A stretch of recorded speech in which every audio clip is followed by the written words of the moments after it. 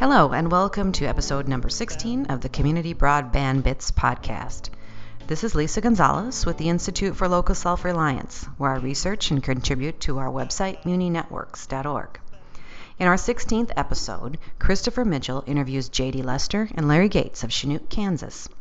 We just released an in-depth report on the incredible municipal network in Chanute and how the community developed this gigabit network without any borrowing or bonding. Lester, the city manager, and Gates, director of utilities, joined Christopher to talk about how the network contributes to the economy and the quality of life. They discuss their future plans for this incredible asset. Here are Christopher, JD, and Larry. So this is Chris Mitchell. I'm on the line with the city manager of Chanute, J.D. Lester, and the director of the utilities, Larry Gates. Thank you both for joining me on this Community Broadband Bits podcast. Our pleasure. I'm very excited. We're talking on the day that we're releasing a case study looking at how Chanute has been able to build a very impressive wired and wireless network. But I thought we could start by describing Chanute to people who haven't been there. What is it? What is it like on the ground? Chanute is a rural community in southeast Kansas. It, like many communities west of the Mississippi, is a railroad town. In fact, the way that the name of Chanute came about is there were 4 different townships that were vying for the railroad depot that was being designed by Octave Chanute, and he convinced those townships to merge together. They named the town after him, and away you go. Octave Chanute's conceptual design was used for the Wright Brothers Flyer. It's a quaint town in southeast Kansas, a population of about 9,000, a lot of friendly people. The community of Chanute is a full-service community, and by that I mean we own an electric system and have power generation. We own a natural gas system, water, wastewater, and, of course, the fiber optics network that we're talking about here. So it's kind of in the central part of the southeast Kansas, so we like to call it the hub of southeast Kansas. It has struggled the last couple of decades with the decline in manufacturing, but we are in the process of making a comeback and deploying some of the technology that we're going to talk about in this interview is one strategy that we have in order to accomplish that. The network is fascinating that you've built, and we devote a number of pages, and we spent a lot of time getting into it. So I know there's a lot that can be said about it, but I'm wondering if you can give us a brief overview of what you've done in Chanute to build this network, how you've gone about it. We've operated a fiber optics network since about 1984, and we used it basically for our substations and our generating facilities that were in 3 different locations within our community. When we did an expansion on our generation in 2002, we rebuilt that fiber network, and when we did, we really used 144 fibers as a backbone connecting those facilities. And in certain locations, we put splice boxes in, thinking that we could maybe utilize this in the future.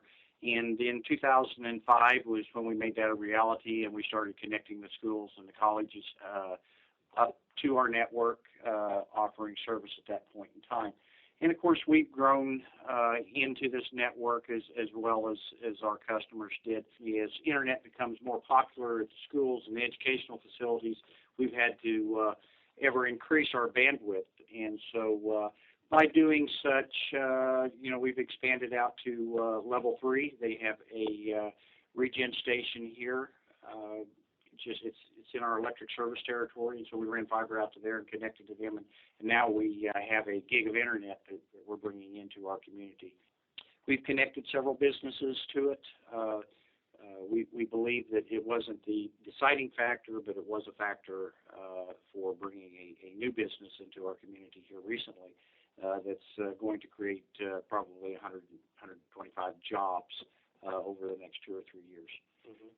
We have a lot of other interest in our community because of our network, and I think that we're seeing more and more of that every day. We're getting a lot of hits because of our network. They like that gig of internet. And we're really seeing it being transpired from more channels on TV and surfing the internet faster really an essential utility going forward. And that was really part of the mindset as we began to expand the network out. We thought it was going to be just as important as electric was 100 years ago for economic development.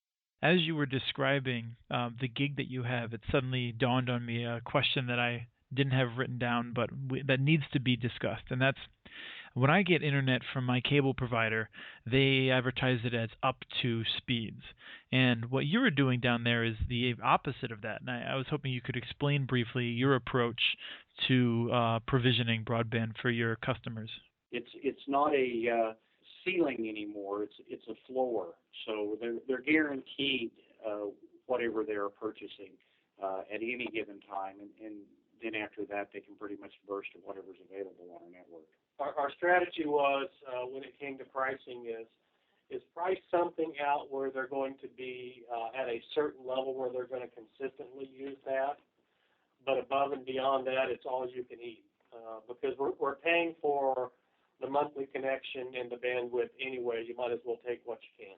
Right. I just think it's a really terrific approach. I hope that we see more communities considering it, but the idea of guaranteeing basically that your customers will get this speed and then allowing them to use whatever slack usage is in the pipe is terrific because it allows them a lot of benefit without having to pay a lot more for it. And so it seems like an everybody wins situation for the community. Well, and the exciting thing about having the level 3 POP point of presence close to us and being connected to it with fiber is we don't have to end at a gig. Their capacity is much greater than just a gig. I mean, with the phone call, we can go to 10 gig, and with some more electronics, they can just continue to go up. So I think we can long-term accommodate just about any need that's out there. The network seems to have benefited from a real focus on identifying any opportunity to expand it over the years. I'm wondering if you attribute that to anything. Has there been a person or a document that's responsible for just making sure that every opportunity you have to expand your network you've taken advantage of? I think it's a byproduct of just good business practices. Any time that we can see that we can use these technologies for multiple purposes, we want to be able to leverage that, from public safety to managing our utility infrastructure to education. We just had an inquiry from the hospital who's going to electronic medical technology where people can actually view online, I'm assuming, x-rays and PET scans and CAT scans, and they're requesting 100 megs worth of broadband. So, just any opportunity we can to leverage it, we want to do. In fact, we're talking right now, and with our WiMAX system, we don't just have to be focused on the community of Chanute, but the greater community. It's entirely possible that the library system in southeast Kansas can connect other libraries besides our own by using our WiMAX system and our fiber network and bandwidth. All right, let's talk a little bit about the wireless system. So you had some licenses available to you to build this 4G WiMAX network. Why don't you tell us who's using it and what its capacity is? Well, that was interesting because we found out that there was all of our school districts were issued this spectrum, and it wasn't being used, it wasn't being built out, and it was all going to be lost. The FCC was going to take it back, and so we worked with our school districts and was able to obtain these licenses, start building out a WiMAX network, a 4G WiMAX network. We have a few businesses. We've been doing some beta testing on that at this point in time, seeing what the bandwidth capabilities are. And I think people are having 25 and about 10 is the speeds that they're looking at this point in time. I don't know, the radios that we installed are 100 meg radios, and we have 4 of those up in our community. So there's some other possibilities that we can use this for as we move to maybe look at smart grid within our community, because we have water, electric, and gas meters, and we're looking at an automated meter information system to accommodate those utilities also. So, and WiMAX may be a possibility that we use that. We have you provided us with an excellent map that shows the coverage of the network. It's quite a bit substantial.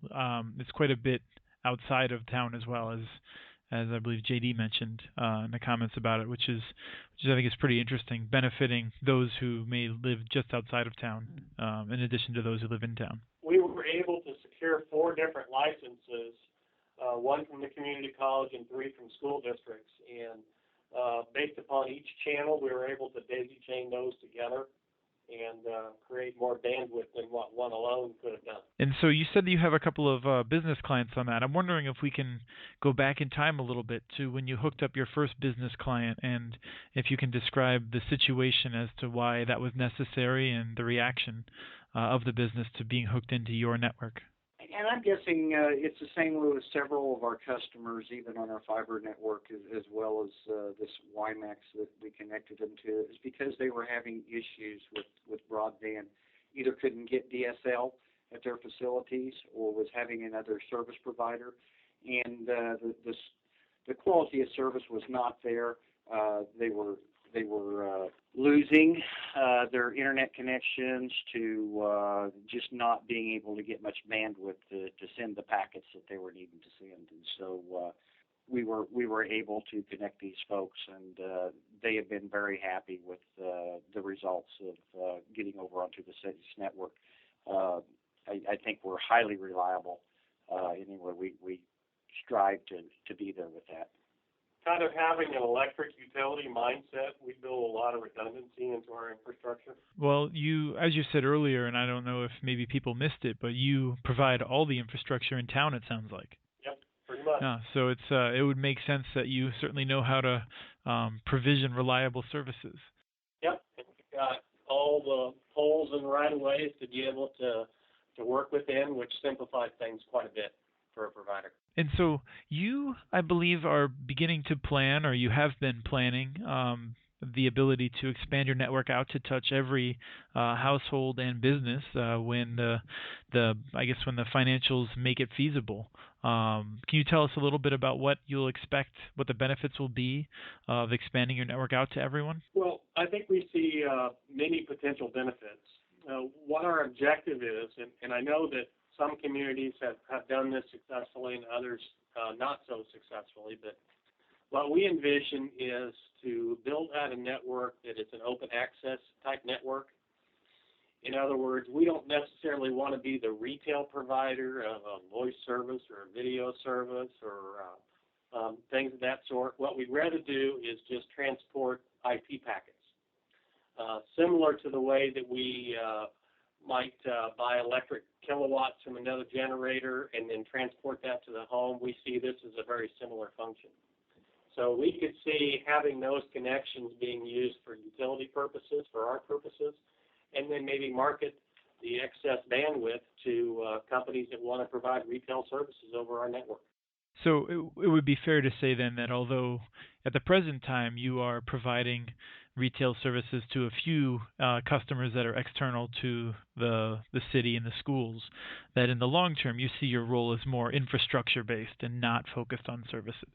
Yeah, I see us maybe as a wholesaler of bandwidth to those connections. That's the path for open access that seems to be making the most sense. We're seeing that work out pretty well in Danville, Virginia, and a couple of other places. So we certainly hope that works out, because that's the only chance we really have in this country of having robust competition, I think. So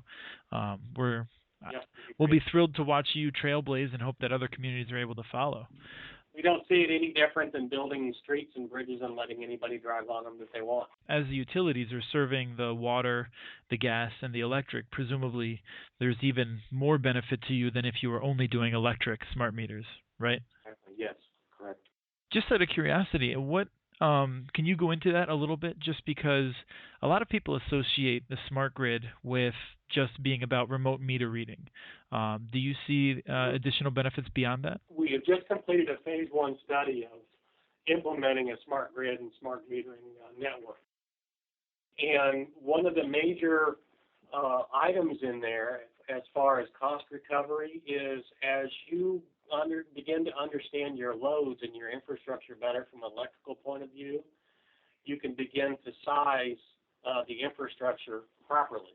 In other words, you may have transformers out in your system that are really larger than what they need to be to meet the need and the demand. And if you can right-size those, then maybe instead of losing 5% of your energy, you're losing 2%. And there are substantial savings just by being more efficient on the energy side within the utility, the electric utility.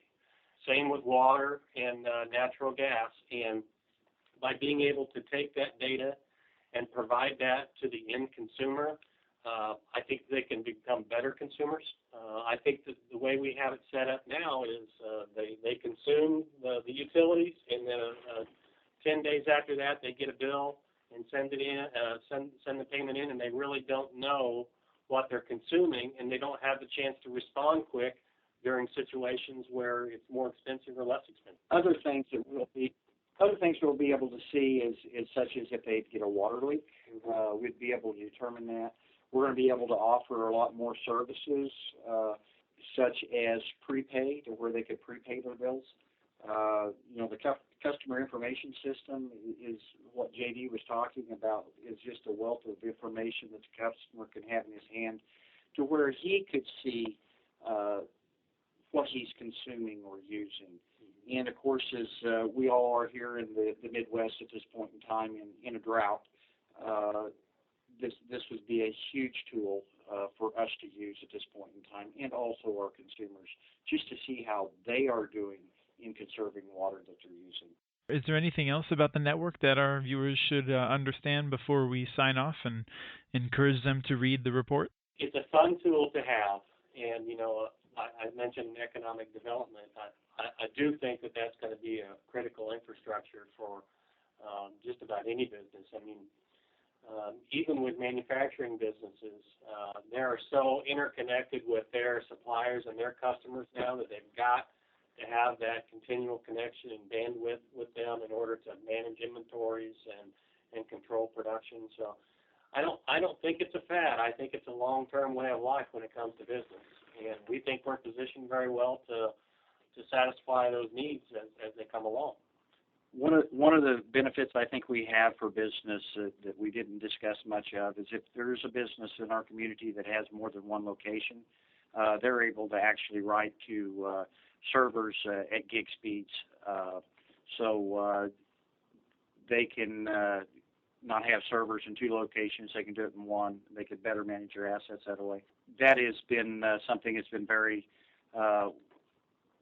well liked in our community. Oh, I'm sure. The cost in my community of hooking up two offices across town with a gigabit is prohibitive. Is that something that you charge extra for, or is that just something that comes with having two connections to the internet through you? We have a connectivity fee of $250 at this point in time. Per location. Other than that, once they get on, the bandwidth is theirs to go for. That's incredible. And just for clarification, the $250 connectivity fee gets them unlimited communication between those two sites, and then there's an extra fee depending on what they want to access from the internet. Is that right? That's correct. That's just $250 is just it's nothing compared to what most of the communities in this country have to pay to do something like that. So it's a heck of a deal. We would expect nothing less from a community that has a motto of tradition of innovation, I suppose. Let's hope that some other communities can pick up on it and learn from your lessons. Well, let us keep our competitive advantage for a little while. Right. I think it would be very good for communities to get serious about this kind of infrastructure, because I think it's going to be critical.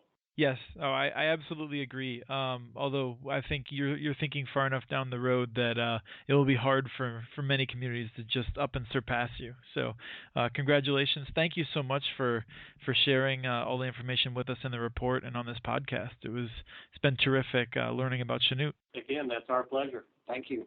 That was Christopher talking with J.D. Lester and Larry Gates from Chanute, Kansas. You can learn more about Chanute's journey to their gigabit network in our report. Download it at muninetworks.org or at ilsr.org. The case study is also available in Kindle format. If you have any questions or comments, email us at podcast@muninetworks.org. Our handle on Twitter is @CommunityNets. This show was released on October 9th, 2012. Thanks to Fit and the Kniptions for the music licensed using Creative Commons. The song is called Spellbound.